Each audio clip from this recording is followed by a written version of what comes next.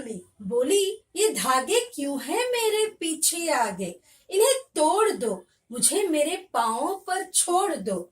सुनकर बोली और कठपुतलियां की हाँ, बहुत दिन हुए हमें अपने मन के छंद छुए। मगर पहली कठपुतली सोचने लगी, ये कैसी इच्छा मेरे मन में जगी। एक कठपुतली है जो धागों में बंधी हुई है, उसके आगे धागे हैं और पीछे धागे हैं। उसे धागों में रहना पसंद नहीं है। जो उसे नियंत्रण करने वाले धागे जो है वो दूसरों के हाथों में है, अर्थात दूसरों के इशारे पर उसे नाचना होता है। तो कठपुतली को बहुत गुस्सा आ गया। वो बोल रही है, कठपुतली गुस्से से उबली। कठपुतली को बहुत गुस्सा आया। उबली मतलब उमड़ना, गुस्से से भड़क जाना। बोली ये धागे क्यों है मेरे पीछे आगे, ये क्या है ये धागे, मेरे आगे पीछे धागे क्यों है। वो धागों में बंधी हुई रहना पसंद नहीं कर रही है। इन्हें तोड़ दो, मुझे मेरे पाँव पर छोड़ दो।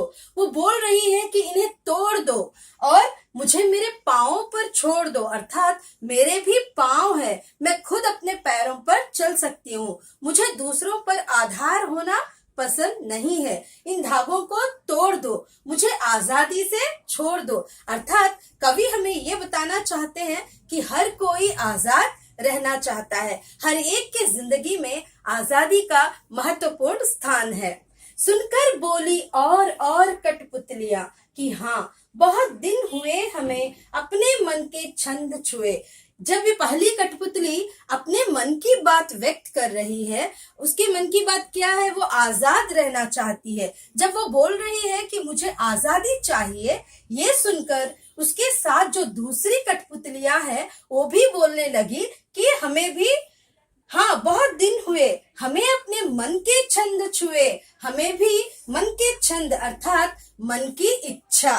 कवि यहाँ कहना चाहते हैं कि दूसरी कठपुतलियां जब पहली कठपुतली की बात सुनते हैं कि वो आजाद होना चाहती है, तो दूसरी कठपुतलियां भी बोलते हैं कि हमें भी सदियों से इन धागों में बंधे हुए रहकर बहुत ही हम परेशान हो गए हैं, ऊब गए हैं। आज हम भी आजाद होना चाहते हैं। तो इनके मन में आजादी की इच्छा किसने जगाई? पहली कठपुतली जो है उसने इन दूसरी कठपुतलियों में भी आजादी की इच्छा को जगाई।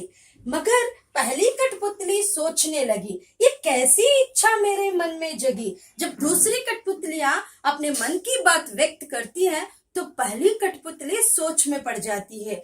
ये कैसी इच्छा, ये कैसी अभिलाषा या डिजायर मेरे मन में आई है कि मैं आजाद होना चाहती हूँ। मैं आजाद होना चाहती हूँ तो मैं अपनी जिम्मेदारी ले सकती हूँ। लेकिन मेरे आजादी की बात सुनकर ये जो दूसरी कठपुतलियों में भी आजाद होने की इच्छा जगी है, तो दूसरों की जिम्मेदारी मैं कैसे ले सकती हूँ। तो यहाँ बच्चों, मैंने पहले भी बताया था, आजाद रहना और आजादी प्राप्ति के लिए विद्रोह, रेवोल्यूशन करना आसान है, लेकिन आजादी जब प्राप्त होती है उसे निभाना अर्थात बनाए रखना बहुत मुश्किल है। हम अपनी आजादी की जिम्मेदारी ले सकते हैं, लेकिन दूसरों को भी अपने साथ लेकर चलना कोई आसान बात नहीं है। अर्थात एक लीडर होता है तो वो सिर्फ अपना काम नहीं, अपने काम को करते करते अपने पीछे कई लोगों को लेकर उसे आगे बढ़ना होता है। ये आगे बढ़ने की बात जब आती है तो उसके मन में ढेर सारे सवाल आते हैं, कई जिम्मेदारियों को लेकर उसे आगे बढ़ना होता है। अर्थात हमें कवि यही समझाना चाहते हैं कि आजाद रहना या आजादी के लिए कोशिश करना आसान है, उसे निभाना बहुत मुश्किल है। यही सवाल जब पहली कठपुतली के मन में आता है, इसीलिए वो भी सोच में पड़ जाती है कि ये कैसी इच्छा मेरे मन में जगी है। और दूसरों की आजादी को बनाए रखना भी एक जिम्मेदारी है। बच्चों, तो मैं आशा करती हूँ कि कठपुतली पद्य, ये जो कविता है बहुत छोटी है, लेकिन इसके द्वारा दिया गया संदेश बहुत ही मायने रखता है।